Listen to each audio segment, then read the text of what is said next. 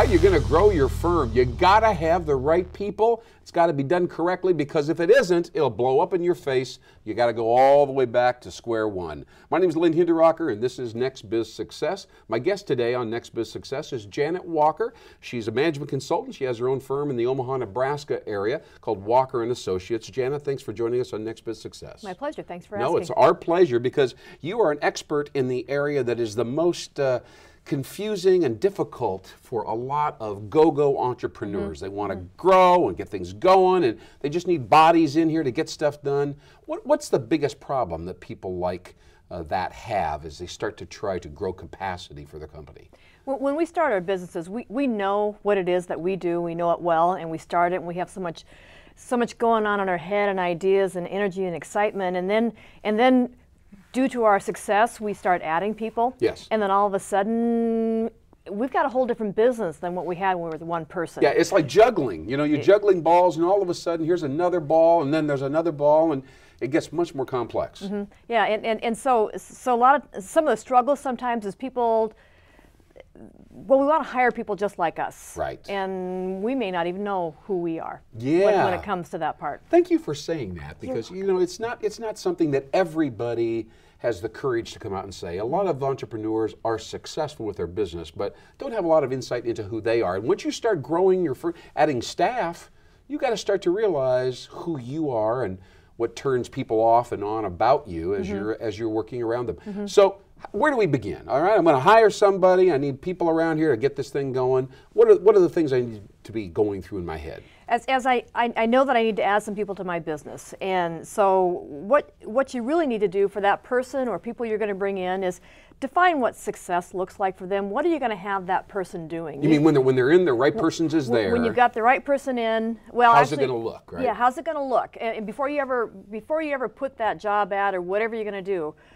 what is that going to look like? Because the person wanting to come and help you be successful needs to know what that looks like. Yeah. And so you need to, we've been very good at what we've done from our own job, and so it's very intuitive. But we can't seem to articulate the details of it, right? And we need to. Yeah, in the job description and so on. It's so easy to attract people and to do your interviews and your screening and talking to job applicants, but they all look like they would be fine.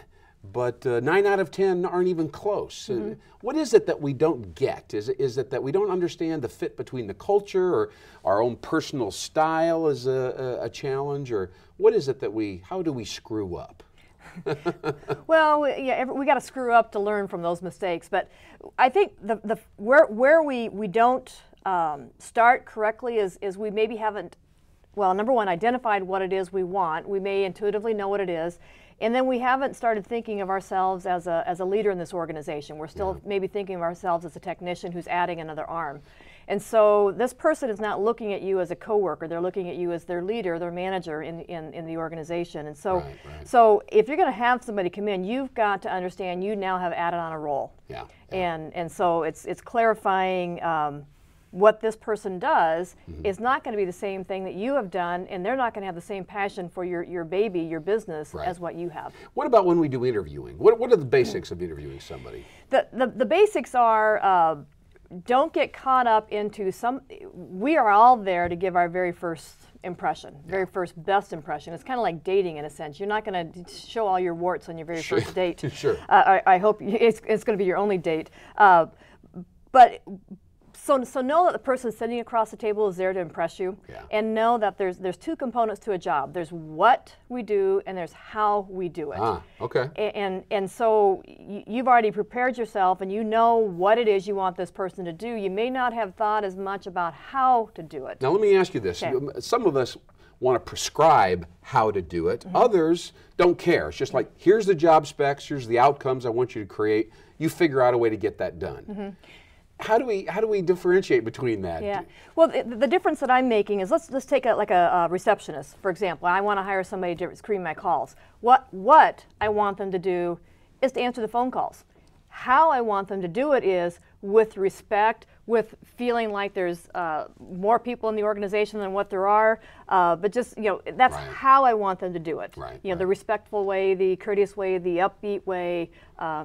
but I want you to do it. And here's what gets complex. If somebody says, well, I'm respectful and upbeat, but their actual tonality is different than how you would interpret that, then all of a sudden we got a problem again. You should be watching and listening to what they say. And if there's a disconnect, they probably aren't, because we can say whatever we want about our successes. Now, I have to ask you this. There's a big dichotomy out there when you hire people. Is it more important to look at the specific things they've accomplished and achieved and their job specs in the past, or is it really more about finding somebody that feels like somebody you'd want to work with on a daily basis, and then you can train them into the position? Which one of those two things is the way to go? I can't say yes to those.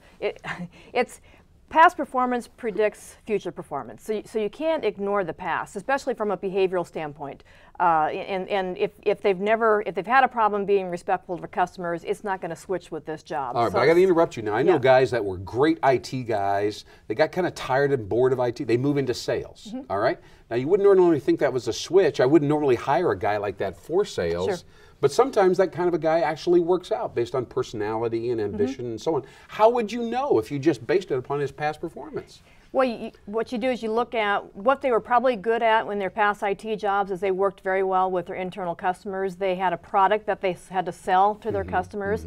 And those are two real good skills for a salesperson. And so as you're looking for the salesperson, give me some examples about when you sold a customer on. And so they can use their internal customer examples to show how they're going to treat your external customers. Okay. As you wrap up the interview and you're getting close, you found the right person, how do you make a commitment, or do you get a commitment from them, or what's the way to cement the relationship? Any tips there so that when you walk away and say, okay, that's it, he's the guy, we handled this last moment? Should we have a written contract? Do we do a high five? Do we bond? What do we do? Well, or a hug or something, I don't know.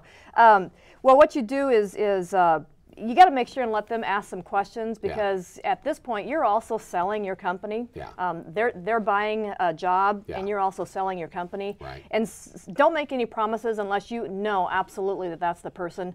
The next person you have scheduled to interview might be actually better than this one. So don't make any promises. But what you do is say, thank you for your time, and here's my process.